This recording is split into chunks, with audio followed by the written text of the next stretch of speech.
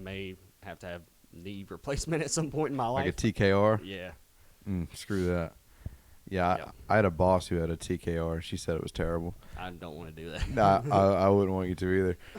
The about a year ago, no, this was maybe about 8 months ago. I was do you need another one? The Appreciate it. maybe it was about 8 months ago.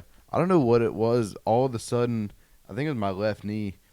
It was difficult for me to stand up and go to the kitchen to go get some Aleve. Yep. And because I don't know, I had no idea what it was. I had done all this running. I was like, maybe it's an overuse injury. But I was like, it's weird because my right knee doesn't hurt, and maybe I just pulled something or whatever. And then I noticed maybe 4 months after all this pain that I popped my knees pretty regularly, but I had recently just started switching, popping my knee instead of to the inward. I'd started popping it outward, and I just didn't know.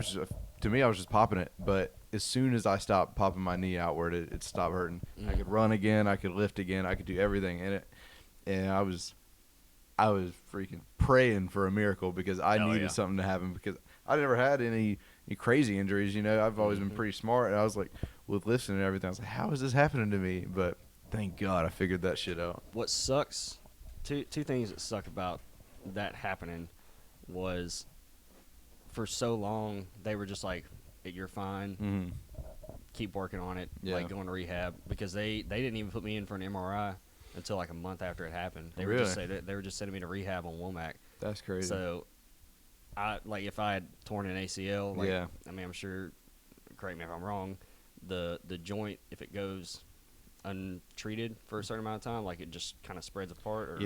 That sounds right. But so for that, the past, what's it been, 5 years, my right knee has been making up for the slack in my left, and now my right knee is fucked.